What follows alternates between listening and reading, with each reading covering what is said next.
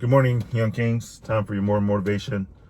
Just walked 3 miles, just under 3.5 miles. Today is one of the first days getting back started at the grind, getting back on track. Life is full of distraction. It's so easy to be distracted. You can be doing good for a period of time, and then you take a few days off, and a few days become a week, then a week become months, and then months can have you delayed. So you got to be mindful of when you get off track and be have enough discipline to start again. And I think that's the key to success in life, is the ability to start again. Very rarely will you get everything right the first time. So you're going to have to learn how to be resilient. So I was out there in a walk just over 3 miles, and there's so many thoughts that were going through this head. I'm not sure how we're going to unpack it, but we're going to start unloading the clothes out of this suitcase today. So coming to you live from the Tahoe headquarters. It's a little chilly out there, so I wasn't going to stand out there and hold the phone up. So figured just sit here in the vehicle, and I may do this as we're getting into the colder months. Just pull off to the side somewhere and then digest what's going on in this melon. This is the start of a new series, a new journey. I do have a lot of things that I want to get to, but the title for this series is going to be Trust the Process. Being able to just enjoy the journey, but still trust the process. Like, things are going to happen that may be less than desirable and maybe not quite what's expected, but they're all relevant for what we're going to embark upon. This next season in my life that I'm traveling on, it's a trust series. And I'm going to give you the key to freedom to explore during this season of my life. And I encourage you to do the same for your life. It's a simple prayer, but it's a dangerous one at the same time. You got to be ready, and you got to be willing to just go through a lot of disappointment, but in the end, you will realize that all things work for the good for them to love the Lord and to call according to his purpose. The simple prayer. You ready? It's simple. Make sure you're ready before you say this, because some things will start changing in your life. And you might not like it at first, but you're going to love it when it's finished. And the prayer goes simple, like, Lord, close doors that I cannot open, and open doors that no one can close. And it sounds simple, and it's just simple as that. But once you do that, and you pray that, you'll have an understanding when people say no. You'll understand when there's rejection, and you will understand when there's abundance. Some things will not go your way. And there's an opportunity when you get a rejection or something to internalize it and thinking that's something wrong with you, when it may be the exact opposite. It could be something wrong with that situation. Maybe God is closing the door to bring you into an area that's more prosperous and healthy for you. So you can't look at that closed door as the rejection. You got to look at it as God saying no, or not yet, or not for you.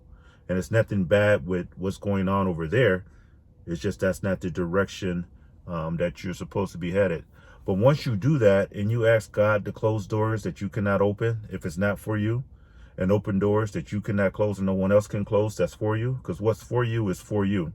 And once you understand that, it gives you a license to explore freely. Meaning, like, you don't have to censor yourself. Now God is in control, which he's always in control. He has never relinquished his throne, although he may let you wander in the wilderness. And that's how the people in Egypt, they were wandering in the wilderness for 40 years for a journey that should have been less than a year. So there's some things you are struggling with, and you're wondering, it's because you're going through the same door and expecting a different result. You're trying the same thing and you're expecting something different. You applying the same level of energy and you're expecting abundance of results. You're in the same dead-end job, but yet you're expecting for abundance and resources.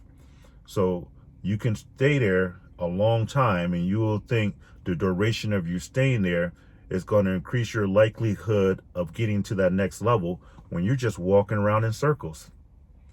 And once you understand when God will start closing doors and you pray for God to close doors, things will start changing in your life.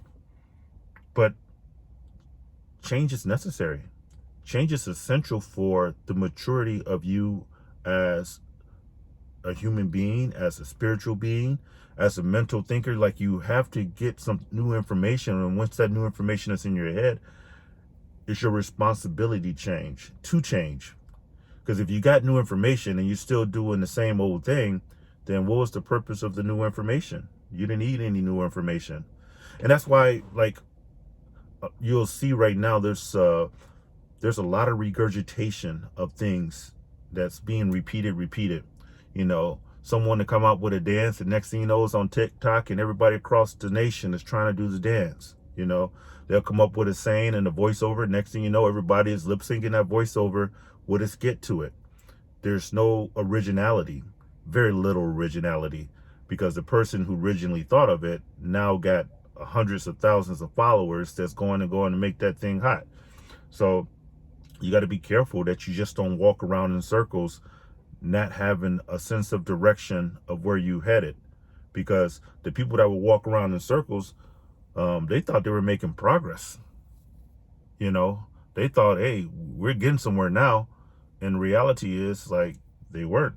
They were just cycling back through some of the same mess they were in. And it's because they did a lot of complaining back in the beginning. You know, they were saying, hey, I know you brought us over in the wilderness. We were better in captivity when at least we have food. And it's not like the Most High wasn't feeding them, because he was sending them manna from heaven, but they were complaining. So when you trust your process, you're going to have to surrender some complaints. And there may be some things that you're justified for complaining about. But after you do that, don't mellow in it to where you saturated with it. Get it out and then get on. So I was reading in the scripture this morning, and it's about, trust in the process. At least I connected the dots as far as this trust in the process. And it says, a man's spirit can bear sickness, but a broken spirit, who can bear it?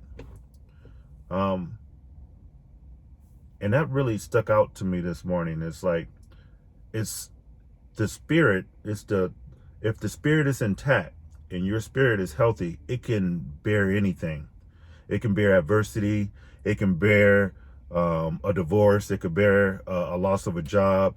When your spirit is healthy and you ask God to close doors that you cannot open and open doors that cannot be closed, your spirit has the understanding, and you're trusting the process, and you're trusting the Most High. There's a saying out there that says, if your problem is bigger than your God, then you got a big problem. But as long as your God is bigger than your problem, then you have no problem at all. So when you trust in the process, you're trusting God. Like, okay, God, this door is closed, so obviously you don't want me to be there. So it gives me a license to go through and check the doorknob on here. And there's the syndrome. You can't be lazy in this. You might not have experienced that, but some of the listeners have experienced what I'm about to say. They walk up to a door and they see a line start forming outside that door. And they walk up, and the person that's right at the door will say something like, it's locked.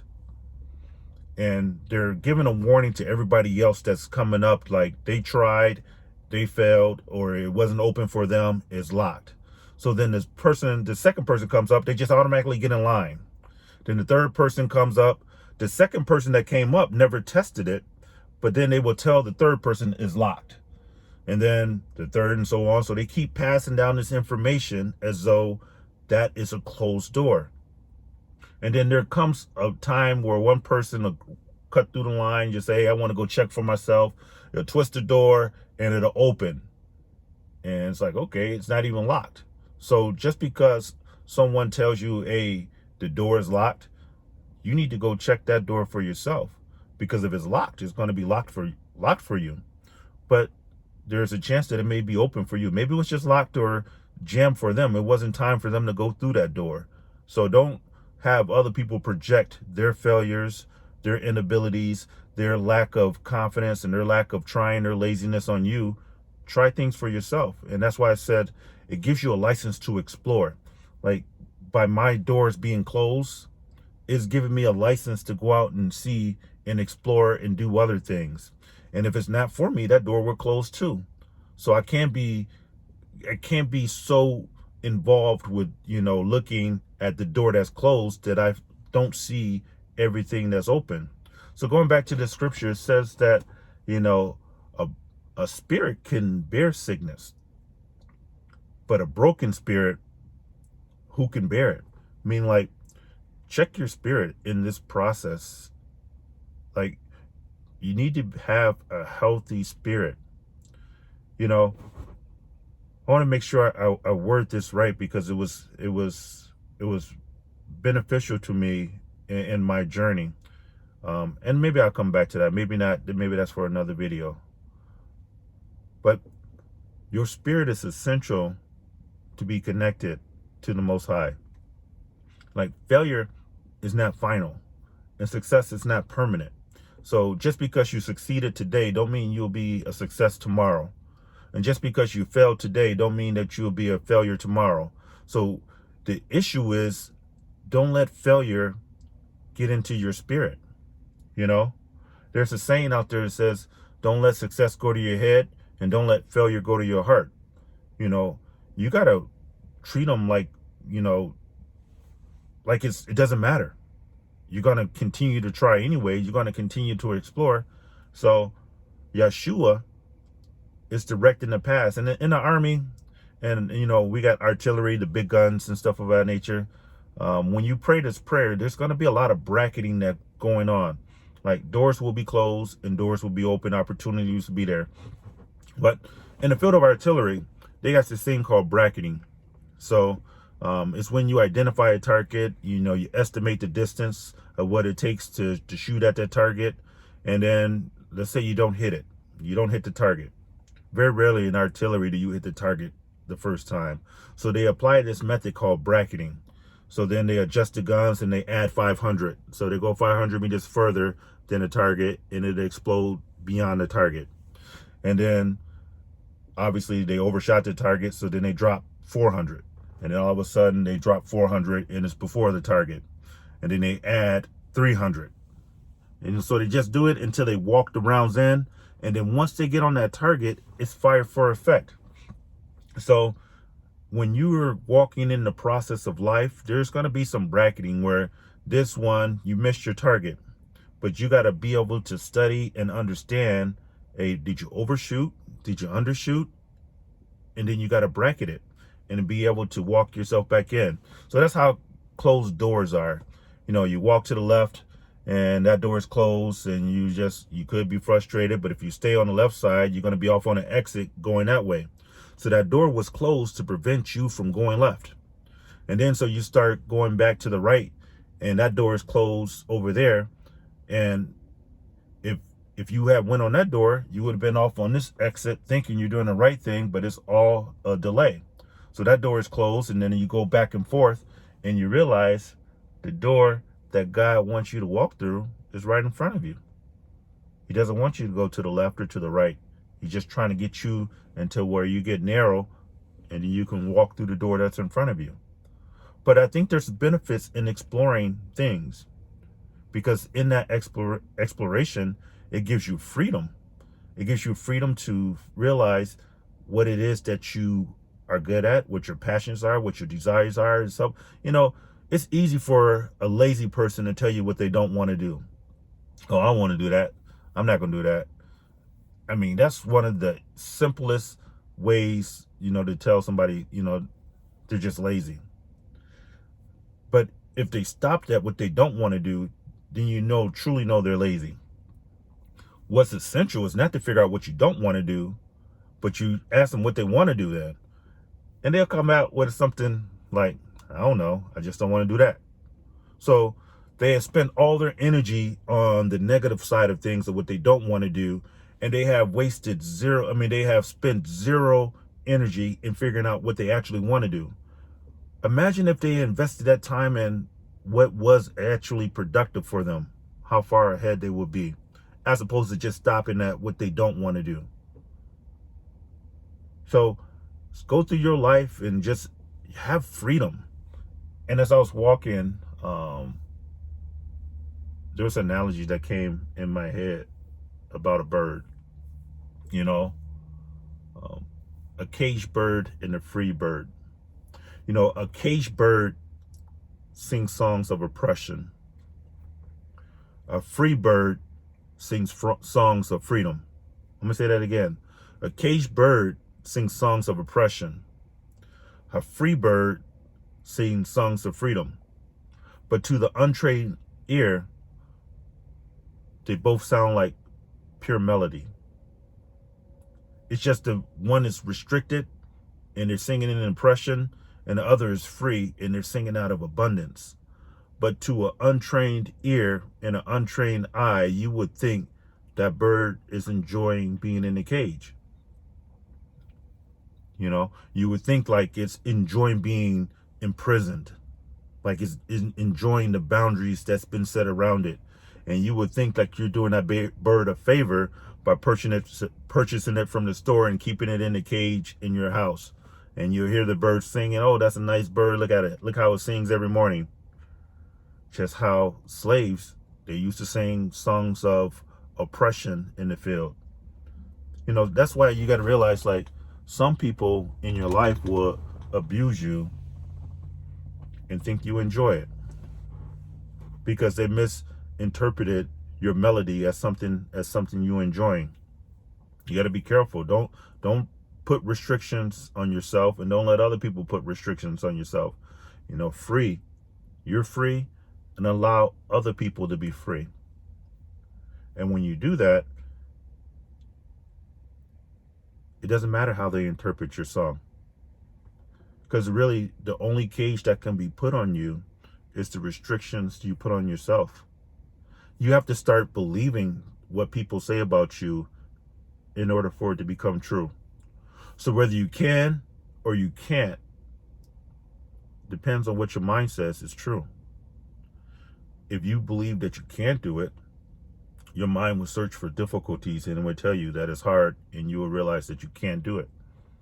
But if you believe that you can do it, then your mind will start searching for ways that you can succeed at that. So when doors start closing, understand, like, that's part of the process. How did I get there on this journey to trust the process? I started applying for jobs. And I understand this is not an overnight thing. Got my resume back. Wanted to give it a test run because my real time frame, I wanted to start 6 months out. My retirement is 30 June. So I was going to start applying for jobs in January. Give it about 6 months. But I figured since I got my resume out, why don't I go ahead and just start applying for jobs now? So I applied for a few jobs and I got a few rejection letters already. But my understanding is this, it's like, I'm ahead of schedule. Well, I'm on time. Meaning, like, I'm learning lessons now in these rejection letters that had I waited until January, I wouldn't have had the experience and being able to fine tune things. So when I get to that January, I will begin that series, that season more equipped. So these rejections now are preparing me for success later. And if you get to understand that, you'll be a lot better in life.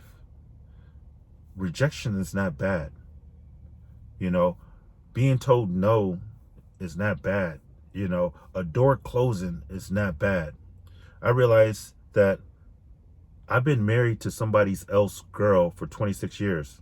Like, just because you had this time with some person doesn't mean that that's going to be eternity. Like, it wasn't mine. It was just my turn for that 26 years. But in that when that rejection happened, it gave me freedom to go out and explore some things that I really want to be included in a relationship. So You gotta be able to decipher and understand some things. The Army, I've been doing it 27, 28 years. This chapter is closing, but it gives me the opportunity to go out and explore some things that I want to be included in my employment. So it's all about your perspective of how you look at things. So you got to be able to trust the process. And when you do that, you'll find yourself more resilient. Because resiliency is not based on not having anything happen to you. Resiliency is based on you overcoming the things that happen to you, for you not being discouraged or deterred from things that's happening to you. So you got to get to a point where you can be resilient, and that rejection, closed doors, people saying no, and it doesn't bother you, because you understand the Most High is in charge of the process. When I started walking this morning, it was dark, very dark, and the sky was decorated with stars. I mean, it was beautiful. The Most High had it lit up. Everything was on display. And as it started to get lighter, some of those stars started to fade. And it got to a point where it got so light in the day, in this morning, that only 2 stars stood out, and one was the most bright, the North Star. And I realized, like, in a dark zone, in a dark season in your life, there are people that will shine in there. But what you got to be is the North Star of your circle. I mean, you are a North Star. Like, you not only can you shine in the dark, but as things starting to brighten up, you still got to be able to spark a light to something, because the reality of it is, it's like, it's one thing to be a star player on a bad team. It's a completely another thing to be an all-star among stars. And that's what we are as kings. Once we understand our kingship, we'll understand, like, we can't be holding on to things that peasants do. And I'm not trying to say that you're better than someone and the people are less than you, because I subscribe, like, I'm not better than no one, and no one's better than me. But there are some things that are beneath me that I refuse to get myself entangled with. So as kings, you got to walk like a king. You got to be able to shine in situations where others fade. So if you're the best player on a bad team, it's time for you to upgrade. And that's how only 1% of the people make it to the NBA. Less than 1%. A lot of dreams get lost because, they may have been good on the Pee Wee team. They may have been good in junior high. But then the talent starts to even out in high school. It gets thinner in college, and then it's even slimmer in the pros. That margin for your greatness, I mean, if you're great, you're going to be great at all levels. And great at all levels doesn't mean that you're perfect. Michael Jordan was cut. Tom Brady was picked in the 6th round. Muhammad Ali, the greatest of all time, lost bouts. So it's not about being perfect. It's just about being progressive. But in all this, you got to trust the process. Your now moment is not your later moment. So don't be discouraged by what's going on in your life now. Trust the process. Understand, like, all things work for the good. Like, in dissecting that, all things work for the good, it doesn't say all things feel good. Because sometimes the things that feels good to you is not good for you. And sometimes the things that feel bad to you is not bad for you. It's like vegetables, they're healthy for you, but sometimes they don't taste the best. So if you go off your taste buds or go off your feelings of what it feels like, you can think that you're doing something, and in reality, you're not. So trust the process, and in that, check your spirit. Don't let situations define you. Don't let situations break your spirit. Stay well, young kings.